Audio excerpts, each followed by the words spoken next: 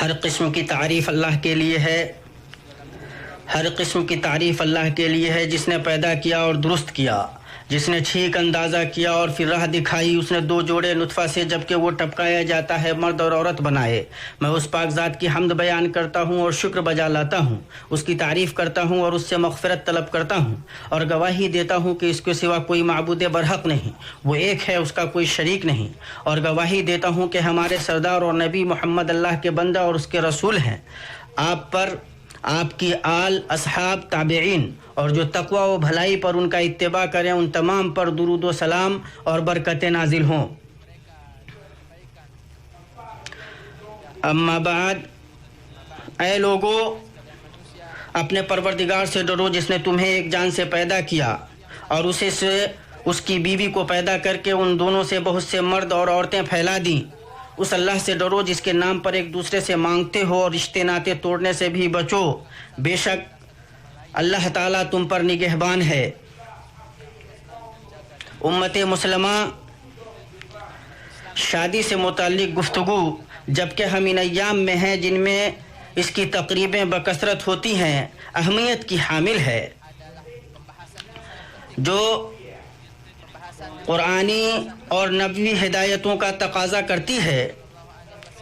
جہاں کہ اللہ نے شادی کا حکم دیا ہے اور اس پر ابھارا ہے اور اسے انبیاء اور مرسلین کی سنتوں میں سے قرار دیا ہے۔ اللہ تعالیٰ کا فرمان ہے، ہم آپ سے پہلے بھی بہت سے رسول بھیج چکے ہیں اور ہم نے ان سب کو بیوی بچوں والا بنایا تھا۔ رسول اللہ صلی اللہ علیہ وسلم کی زبانی اللہ تعالیٰ کی شریعت نکاح کو آسان کرنے اور اس کی راہ ہموار کرنے آئی ہے۔ اس نے ہر اس چیز سے روکا جس سے نکاح کی تکمیل میں رکاوٹ ہو یا اس کی شفافیت کو وہ گدلی کرے۔ دنیا کا سب سے اچھا سامان نیک بیوی ہے کہ جب اس کا شوہر اسے دیکھتا ہے وہ اسے خوش کر دیتی ہے، جب اسے حکم دیتا ہے اس کا حکم بجا لاتی ہے، اور جب اس کے پاس نہیں ہوتا ہے اس کی حفاظت کرتی ہے۔ شادی بہت مضبوط عہد ہے، اللہ کے فضل و کرم سے یہ دنیا میں شروع ہوتی ہے اور آخرت تک جاری رہتی ہے۔ اللہ تعالیٰ کا فرمان ہے، ہمیشہ رہنے کے باغات جہاں یہ خود جائیں گے اور ان کے باپ دادوں اور بیویوں اور اولادوں میں سے بھی جو نیککار ہوں گے ان کے پاس فرشتے ہر دروازے سے آئیں گے، تمہیں سلامتی ہو کہ جو تم نے صبر کیا۔ مسلمانوں،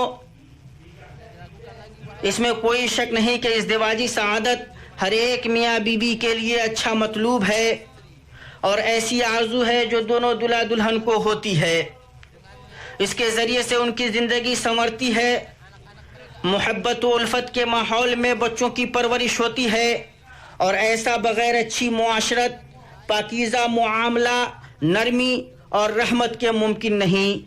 اللہ کے اس حکم پر عمل کرتے ہوئے جبکہ وہ کہتا ہے ان کے ساتھ اچھے طریقے سے بود و باش رکھو۔ اچھے طریقے سے بود و باش رکھنے کا مطلب ہے ان کے ساتھ ان تمام طریقوں سے بود و باش اختیار کرنا جن کی اچھائی شرعی طور پر معروف ہے، حسب قدرت اچھی باتیں، اچھی حیات اور اچھے کام کرنا وغیرہ۔ میاں بیوی کے بیچ حسن معاشرت میں سے دونوں کا دین و دنیا کے معاملات کی ادائیگی میں باہم ایک دوسرے کا تعاون ہے۔ اللہ کے نبی صلی اللہ علیہ وسلم ایسے ہی تھے۔ مسند امام محمد میں ہے کہ جب حضرت عائشہ رضی اللہ عنہا سے سوال کیا گیا کہ کیا نبی صلی اللہ علیہ وسلم اپنے گھر میں کچھ کام کرتے تھے، تو انہوں نے کہا نبی صلی اللہ علیہ وسلم اپنی جوتی ٹانکتے، کپڑا سلتے اور اپنے گھر میں ایسے ہی کام کرتے جیسے تم میں سے کوئی اپنے گھر میں کام کرتا ہے۔ آپ صلی اللہ علیہ وسلم کے بعد آپ کے صحابہ کی سیرت بھی بیوی کے مدد کے سلسلے میں ایسی ہی تھی۔ دونوں میاں بیوی کے لیے کسی کے لیے روا نہیں کہ وہ اپنی شریک حیات کی خدمت سے دور بھاگے، اور نہیں یہ روا ہے کہ اپنی ذمہ داری سے بھاگے، اور نہ یہ روا ہے کہ ایک دوسرے پر احسان جتلائے۔ اللہ کے نبی صلی اللہ علیہ وسلم نے فرمایا تم میں سے سب سے بہتر وہ ہے جو تم میں اپنی بیوی کے لیے سب سے اچھا ہے، اور میں تم میں اپنی بیوی کے لیے سب سے اچھا ہوں۔ اسے ترمذی نے روایت کیا ہے۔ حسن معاشرت کے مظاہر میں سے میاں بیوی کا ایک دوسرے کے حال کی رعایت، غم و پریشانی کے اسباب کے ازالے کی کوشش اور فرحت و مسرت پیدا کرنے کی پیش رفت ہے۔ صحیحین میں کہ جب رسول اللہ صلی اللہ علیہ وسلم پر اللہ کے اس قول کی وحی نازل ہوئی، اقرا بسم ربک الذی خلق، اللہ کے نبی صلی اللہ علیہ وسلم لوٹے اس حال میں کہ آپ کا دل کانپ رہا تھا۔ آپ خدیجہ رضی اللہ عنہ کے پاس آئے اور کہا مجھے چادر اڑھا دو، مجھے چادر اڑھا دو۔ آپ کو انہوں نے چادر اڑھا دیا، یہاں تک کہ ڈر جاتا رہا۔ آپ نے خدیجہ سے کہا مجھے اپنی جان کا ڈر لگ رہا ہے۔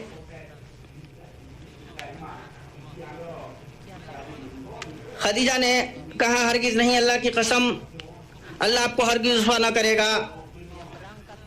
آپ صلہ رحمی کرتے ہیں، ناداروں کا بوجھ اٹھاتے ہیں، بے کسوں کو دیتے ہیں، مہمان نوازی کرتے ہیں اور حق کی مصیبتوں پر مدد کرتے ہیں۔ خدیجہ آپ کو ورفہ بن نوفل کے پاس لے کر آئیں تو اس نے کہا یہ تو وہی ناموس ہے جو اللہ نے موسیٰ پر اتارا تھا۔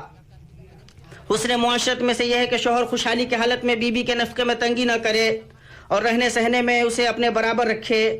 اللہ تعالیٰ کا فرمان ہے تم اپنی طاقت کے مطابق جہاں تم رہتے ہو وہاں ان طلاق والی عورتوں کو رکھو اور انہیں تنگ کرنے کے لیے تکلیف نہ پہنچاؤ۔ سب سے زیادہ مستحق لوگ جن پر آپ خرچ کریں وہ آپ کے اہل و عیال اور خواص ہیں، اور ان پر خرچ کرنا یوں ہی ضائع کرنا نہیں ہے بلکہ یہ باقی رہنے والا صدقہ ہے۔ اللہ کے نبی صلی اللہ علیہ وسلم نے اس کے معاملے کو عظیم بنایا ہے اور اس کے اجر کو بڑھایا ہے۔ صحیح مسلم ہے کہ رسول اللہ صلی اللہ علیہ وسلم نے فرمایا ایک دینار جسے تم نے اللہ کی راہ میں خرچ کیا، ایک دینار جسے تم نے گردن آزاد کرنے میں خرچ کیا، ایک دینار جسے تم نے ایک مسکین کو صدقہ دیا، اور ایک دینار جسے تم نے اپنے اہل و عیال پر خرچ کیا، ان میں سب سے بڑے اجر والا وہ دینار ہے جسے تم نے اپنے اہل و عیال پر خرچ کیا۔ اسی کے بالمقابل بیوی کے لیے جائز نہیں کہ شوہر پر خرچ کا وہ بوجھ ڈالے جسے وہ اٹھا نہیں سکتا، خاص طور سے جبکہ جس چیز کا مطالبہ کیا جا رہا ہو اس کا تعلق کمالیات سے ہو، ضروریات سے نہیں۔ شریعت نے نفقہ یعنی خرچ کی حد حسب استطاعت متعین کی ہے۔ اللہ تعالیٰ کا فرمان ہے کشادگی والے کو اپنی کشادگی سے خرچ کرنا چاہیے، اور جس پر اس کے رزق کی تنگی کی گئی ہو اسے چاہیے کہ جو کچھ اللہ تعالیٰ نے اسے دے رکھا ہے اسی میں سے اپنی حسب حیثیت دے۔ کسی شخص کو اللہ مکلف نہیں کرتا مگر اتنی ہی جتنی طاقت اسے دے رکھی ہے۔ نفس کی بلندی اور اس کی کرامت میں سے یہ ہے کہ شوہر اپنی بیوی کے مال میں سے اس کی رضا اور خوشی سے ہی لے، اس لیے کہ اس کا مال اس کی ملکیت ہے۔ لیکن اگر شوہر ضرورت مند ہو اور اللہ نے اس کی بیوی کو مال کے فضل سے نوازا ہو تو حسن معاشرت میں سے یہ ہے کہ اللہ نے اسے جس فضل سے نوازا ہے اس سے اپنے شوہر کی مدد کرے۔ اللہ کے نبی صلی اللہ علیہ وسلم عید الفطر یا عید الاضحیٰ میں نکلے اور لوگوں کو نصیحت کی اور کہا اے عورتوں کی جماعت، صدقے دیا کرو کہ تمہاری اکثریت کو میں نے جہنم میں دیکھا ہے۔ جب آپ گھر آئے آپ کے پاس ابن مسعود رضی اللہ عنہ کی بیوی زینب آئیں، اجازت طلب کی، انہیں اجازت دی گئی۔ انہوں نے کہا اللہ کے نبی آج آپ نے صدقے کا حکم دیا ہے اور میرے پاس میرے زیور ہیں، میں صدقہ کرنا چاہتی ہوں۔ ابن مسعود کا گمان یہ ہے کہ وہ اور ان کی اولاد اس کے زیادہ مستحق ہیں کہ میں ان پر صدقہ کروں۔ آپ صلی اللہ علیہ وسلم نے فرمایا ابن مسعود صحیح کہتے ہیں، تمہارے شوہر اور تیری اولاد اس بات کے زیادہ مستحق ہیں کہ تم ان پر صدقہ کرو۔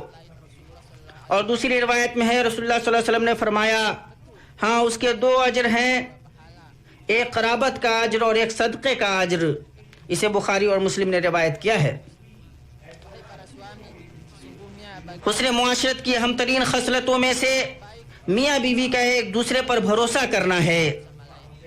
معتدل غیرت میں کوئی حرج نہیں، یہ تو مروت کی خوبیوں میں سے ہے اور محبت کی دلیل ہے۔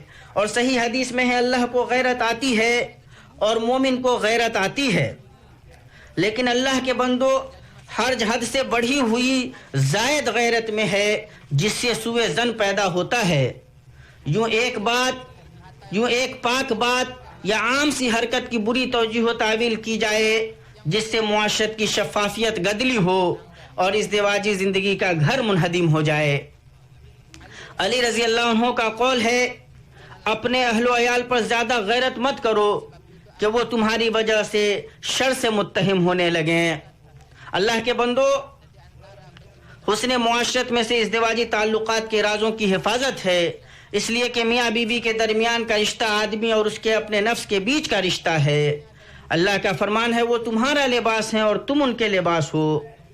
ازدواجی زندگی کے رازوں کو شریعت نے کتمان کے باڑے سے گھیر دیا ہے۔ جہاں تک انہیں عام کرنے اور پھیلانے کی بات ہے تو یہ بہت بڑی خیانت ہے جو قیامت کے دن ایسا کرنے والے کو بدترین درجے میں لے جائے گی۔ صحیح مسلم میں ہے کہ رسول اللہ صلی اللہ علیہ وسلم نے فرمایا، اللہ کے نزدیک قیامت کے دن بدترین رتبے والا وہ آدمی ہوگا جو اپنی بیوی سے ملتا ہے اور بیوی اس سے ملتی ہے۔ اللہ کے نزدیک قیامت کے دن بدترین رتبے والا وہ آدمی ہوگا جو اپنے بیوی سے ملتا ہے اور بیوی اس سے ملتی ہے اور پھر وہ راز افشا کر دیتا ہے۔ حسن معاشرت میں سے بیوی کی ایسی تفریح ہے جو اسے خوشی و مسرت سے نوازے۔ جو آدمی نبی صلی اللہ علیہ وسلم کی سیرت میں غور کرے گا وہ نبوت کے بوجھ ڈھونے کے باوجود بیویوں کے سلسلے میں تفریح اور راحت رسانی کے بہت سے مظاہر پائے گا۔ مسند امام احمد میں عائشہ رضی اللہ عنہا سے مروی ہے کہ انہوں نے کہا، میں نبی صلی اللہ علیہ وسلم کے ساتھ ان کے کسی سفر میں نکلی۔ میں اس وقت لڑکی تھی، نہ تو مجھ پر گوشت چڑھا تھا اور نہ میں موٹی ہوئی تھی۔ آپ نے لوگوں سے کہا آگے بڑھو، چنانچہ لوگ آگے بڑھ گئے۔ پھر آپ نے مجھ سے کہا آؤ مقابلہ کرتے ہیں۔ میں ان سے مقابلہ کیا اور ان سے آگے نکل گئی۔ آپ چپ رہے یہاں تک کہ جب مجھ پر گوشت چڑھ گیا میں موٹی ہو گئی اور اس واقعے کو بھول بھی گئی۔ ان کے ساتھ کسی سفر پر نکلی، آپ نے لوگوں سے کہا آگے بڑھو، چنانچہ وہ آگے بڑھ گئے۔ پھر آپ نے کہا آؤ مقابلہ کرتے ہیں۔ میں نے ان سے مقابلہ کیا اور وہ مجھ سے آگے نکل گئے۔ آپ ہنسنے لگے اور کہہ رہے تھے یہ اس کا بدلہ ہے۔ اے بابرکت شوہر، زینت، کھانا اور لباس میں بیوی کی تعریف کرنا اس کے دل کی کنجی اور اس کی محبت کا راستہ ہے۔ یاد رکھے جس کی اصل شریف ہوگی اس کا دل نرم ہوگا۔ آپ اپنی بیوی کے لیے ایسے ہی رہیے جیسے آپ چاہتے ہیں کہ وہ آپ کے لیے رہے، وہ بھی آپ سے وہی چاہتی ہے جو آپ اس سے چاہتے ہیں۔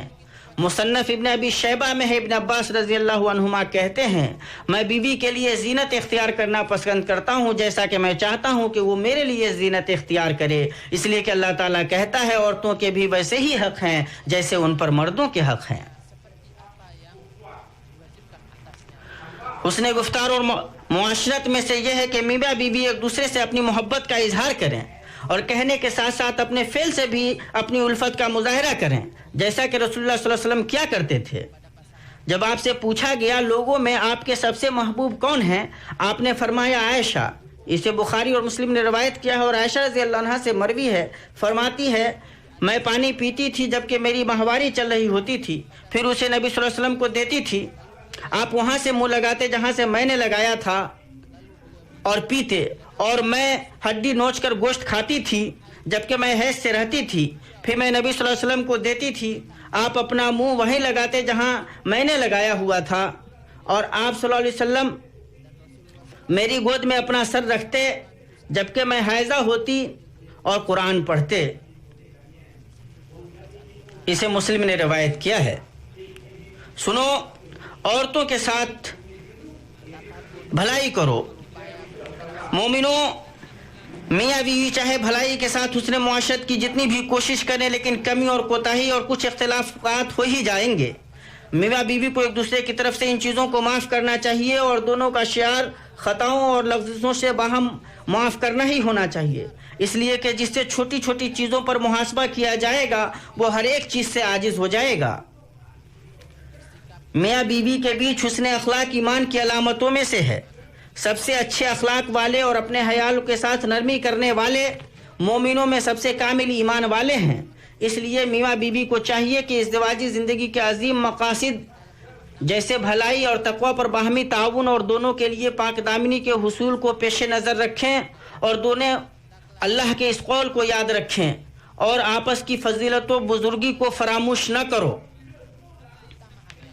دونوں کو چاہیے کہ غصے کے وقت اپنے شریک حیات کے ساتھ گفتگو دراز نہ کرے اور نہ اس پہلو پر خود کو باندھ کر رکھے جو شریک حیات کی طرف سے ناپسندیدہ ہو، بلکہ ضروری ہے کہ دوسرے پہلو بھی یاد رکھے۔ اور کبھی ایسا نہیں ہوگا کہ وہ حسن سیرت، پاکیزہ خصائل اور پچھلی بھلائیوں میں سے ایسی چیز نہیں پائے گا جو اسے خوش آئے، اور یہ چیز مرد کے حق میں زیادہ واجب اور تاکیدی ہے۔ صحیح مسلم میں ہے، رسول اللہ صلی اللہ علیہ وسلم نے فرمایا مومن مومنہ سے نفرت نہ کرے، کیونکہ اگر اس کی کسی ایک خصلت کو ناپسند کرے گا تو کسی دوسری خصلت سے خوش ہو جائے گا۔ آپ صلی اللہ علیہ وسلم کے عظیم اخلاق میں سے یہ تھا، آپ اپنی بیویوں کے روکنے پر صبر کرتے تھے۔ صحیح بخاری میں ہے کہ ان میں سے ایک آپ کو دن سے لے کر رات تک چھوڑے رہتی،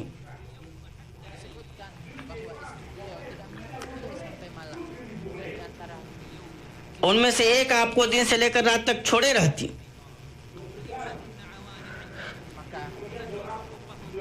عورتوں کے ساتھ خیر کا معاملہ کرو، وہ تمہارے پاس قید ہیں، اور سچی بات یہ ہے کہ ازدواجی زندگی اللہ تبارک و تعالیٰ کے تقوی پر قائم ہوتی ہے۔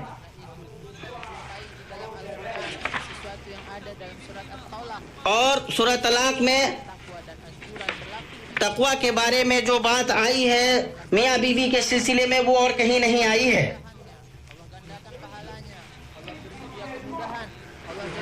اللہ اس سے اس کی برائیوں کو مٹائے گا، جو تقوی اختیار کرے گا، اللہ کا فرمان مانے گا، اس کا معاملہ آسان کر دے گا، اس کے لیے نکلنے کی راہ بنا دے گا، اور اسے وہاں سے رزق دے گا جہاں سے اسے گمان بھی نہیں ہوگا۔ جب نیتیں درست ہوں اور لوگ بھلائیوں کی طرف تیز بھاگیں اور اپنی ذمہ داریاں ادا کریں تو سعادت عام ہوگی اور توفیق ملے گی، اور جو مسلسل دعا کرے، اللہ سے خالص دل سے امید لگائے، اللہ اس کی امید نہیں توڑتا، اس کے عمل کو ضائع نہیں جانے دیتا۔ اور اللہ کی کتاب میں اس پر شواہد میں سے وہ ہے جسے اللہ نے اپنے نبی زکریا علیہ السلام پر احسان جتلایا ہے۔ ہم نے اس کی دعا کو قبول فرما کر اسے یحییٰ علیہ السلام عطا فرمایا، اور ان کی بیوی کو ان کے لیے درست کر دیا۔ یہ بزرگ لوگ نیک کاموں کی طرف جلدی کرتے تھے اور ہمیں لالچ، طمع اور ڈر خوف سے پکارتے تھے، اور ہمارے سامنے عاجزی کرنے والے تھے۔ اے میاں بیوی، اپنے دونوں کے بیچ اور اللہ کے بیچ جو چیزیں ہیں انہیں ملائیے، اللہ آپ کے بیچ ملاپ کر دے گا۔ کتنی ہی معصیت ہے جس نے خوش و خرم خاندان کے بیچ تفریق پیدا کر دی، اور کتنے گناہ ہیں جن کا بدلہ بدبخت زندگی ہے۔ اللہ کا فرمان ہے، تمہیں جو کچھ مصیبتیں پہنچتی ہیں وہ تمہارے اپنے ہاتھوں کے کرتوت کا بدلہ ہے، اور وہ تو بہت سی باتوں سے درگزر فرما دیتا ہے۔ اور جسے سعادت بخش زندگی چاہیے وہ اللہ کے اس قول پر عمل کرے، جو شخص نیک عمل کرے، مرد ہو یا عورت، لیکن با ایمان ہو، تو ہم اسے یقیناً نہایت بہتر زندگی عطا فرمائیں گے۔ اللہ مجھے اور آپ کو قرآن و سنت میں برکت دے، ان میں موجود آیات و حکمت سے مجھے اور آپ کو نفع پہنچائے۔ میں جو کہہ رہا ہوں آپ سن رہے ہیں، اور میں اپنے لیے اور آپ کے لیے ہر گناہ اور خطا سے اللہ کی مغفرت طلب کرتا ہوں۔ آپ بھی مغفرت طلب کیجئے، وہ بلا شبہ بہت بخشنے والا اور نہایت رحم کرنے والا ہے۔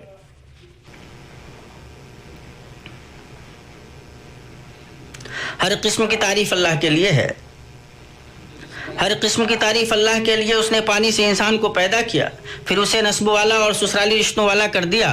بلا شبہ آپ کا پروردگار ہر چیز پر قادر ہے۔ میں گواہی دیتا ہوں کہ اللہ کے سوا کوئی معبود برحق نہیں، وہ ایک ہے، اس کا کوئی شریک نہیں، اور میں گواہی دیتا ہوں کہ ہماری نبی محمد اللہ کے بندہ اور اس کے رسول ہیں۔ اللہ نے آپ کو راستہ دکھانے والا، بشارت سنانے والا اور ڈرانے والا، اور اپنے حکم سے اللہ کی طرف بلانے والا اور روشن چراغ بنا کر بھیجا۔ آپ پر، آپ کی آل پر اور صحابہ پر خوب خوب درود و سلام اور برکتیں نازل ہوں۔ اما بعد، مومنوں، ازدواجی رشتے میں سکون و اطمینان بہت بڑی نعمت ہے۔ اس کا حقیقی قدردان وہی ہوگا جو اس کی لذت سے محروم رہا ہو، اس کا حقیقی قدردان وہی ہوگا جو اس کی لذت سے محروم ہو۔ قرآن کریم نے اس نعمت کی عظمت کا حسین ذکر کیا ہے۔ اللہ کا فرمان ہے، اور اللہ تعالیٰ نے تمہارے لیے تمہارے گھروں میں سکونت کی جگہ بنا دی ہے، اور اللہ کے بندوں، یہ سکونت کی جگہ راحت، استقرار اور اطمینان اور مودت و رحمت پر قائم باہمی مصاحبت و صحبت ہے، کہ روح مانوس ہوتی ہے، جسم آرام پاتا ہے اس کے ساتھ جس سے دل محبت کرتا ہے، اور اس کے ساتھ مطمئن اور خوش ہوتا ہے، اور اس کی گفتگو سے انسیت و بشاشت تلاش کرتا ہے۔ مومنوں، ہمیں جاننا چاہیے کہ ازدواجی زندگی صرف محبت سے نہیں قائم ہوتی، اگرچہ محبت سے قائم ہو تو سب سے مثالی شکل اور بلند مقام کی نمائندگی کرتی ہے، بلکہ وہ رحمت سے بھی قائم ہوتی ہے، بلکہ وہ رحمت سے بھی قائم ہوتی ہے، بلکہ محبت گزرتے دنوں اور حسن معاشرت کے ساتھ پروان چڑھتی ہے اور بڑھتی ہے۔ اور اللہ تعالیٰ میاں بیوی کے درمیان محبت، گرم جوشی، سعادت اور خوشی ڈال دیتا ہے۔ پتہ چلا کہ حسن معاشرت اور حقوق اور ذمہ داریوں کی ادائیگی میں باہم شرکت میاں بیوی کے درمیان محبت و رحمت پیدا کرنے کی ضامن ہے۔ بغوی کی شرح سنہ اور امام بخاری کے تاریخ کبیر میں ہے کہ ایک آدمی نے عمر رضی اللہ عنہ کے زمانے میں اپنی بیوی سے کہا، تجھے اللہ کا واسطہ کیا تم مجھ سے محبت کرتی ہے؟ تو اس نے کہا، جبکہ تم اللہ کا واسطہ دے رہے ہو تو میں تم سے محبت نہیں کرتی۔ آدمی نکلا یہاں تک کہ عمر رضی اللہ عنہ کے پاس آیا۔ عمر رضی اللہ عنہ نے عورت کو بلا بھیجا اور وہ آئی تو آپ نے اس سے کہا، کیا تم ہی ہو جو اپنے شوہر سے کہتی ہو کہ میں تم سے محبت نہیں کرتی؟ اس نے کہا، اے امیر المومنین، اس نے مجھے اللہ کا واسطہ دیا تو کیا میں اس سے جھوٹ کہتی؟ عمر نے کہا، ہاں، اس سے جھوٹ ہی کہو۔ سارے گھر محبت پر ہی نہیں کھڑے ہوتے، بلکہ لوگ اسلام اور احسان کے ذریعے باہم ایک دوسرے کے ساتھ رہتے ہیں، معاشرت رکھتے ہیں۔ اللہ نے سچ کہا اور اس کی نشانیوں میں سے ہے کہ تمہاری ہی جن سے بیویاں پیدا کیں تاکہ تم ان سے آرام پاؤ۔ اس نے تمہارے درمیان محبت اور ہمدردی قائم کر دی۔ یقیناً غور و فکر کرنے والوں کے لیے اس میں بہت سی نشانیاں ہیں۔ اے اللہ ہر نئے جوڑے کو توفیق یاب کر، اے اللہ ہر نئے جوڑے کو توفیق یاب کر، اے اللہ ہر میاں بیوی کو توفیق یاب کر۔ اے اللہ انہیں خوشی و مسرت دے اور انہیں برکتوں سے نواز اور ان پر برکتوں کا دروازہ کھول اور خیر پر ان کے دل ملا دے اور انہیں نیک پاکیزہ بابرکت ذریت اولاد سے نواز۔ اے اللہ مسلمان جوان لڑکے لڑکیوں کو توفیق یاب کر اور انہیں ظاہر و باطن کی بے حیائی اور فتنوں سے بچا۔ اے اللہ ایمان کو ان کے لیے محبوب کر دے اور ان کے دلوں میں اسے مزین کر دے اور ان کے لیے کفر، فسوق اور نافرمانی کو مبغوض کر دے اور انہیں ہدایت یافتہ لوگوں میں سے بنا۔ اے اللہ درود اور برکتیں نازل فرما اپنے بندے اور رسول محمد آپ کی طیب و طاہر آل اور روشن صحابہ پر، اور اے اللہ تو راضی ہو جا ہدایت یافتہ ائمہ اور خلفائے راشدین ابو بکر، عمر، عثمان، علی اور بقیہ سارے صحابہ سے، اور ان سے جو ان کے نہج پر چلیں اور ان کی سنت کی پیروی کریں اپنی رحمت سے اے رب العالمین۔ اے اللہ اسلام اور مسلمانوں کو غلبہ عطا کر، اے اللہ اسلام اور مسلمانوں کو غلبہ عطا کر، اے اللہ اسلام اور مسلمانوں کو غلبہ عطا کر، شرک اور مشرکین کو رسوا کر، دین کے اے اللہ ہمارے ملک کو اور بقیہ مسلمانوں کے ملکوں کو خوشحالی و فارغ و باری میں پرامن و پرسکون بنا دے۔ اے اللہ جو ہمارے اور ہمارے ملک کا برا چاہے تو اس کے قید و مکر کو اسی کی گردن میں لوٹا دے اور اس کی تدبیر کو اس کی تباہی بنا دے۔ اے اللہ ہمیں اپنے ملک میں امن سے نواز، ہمارے حکمرانوں کی اصلاح فرما۔ اے اللہ ہمارے حکمرانوں کی اصلاح فرما، حق کے ساتھ ہمارے حکمران اور ولی امر کی تائید فرما۔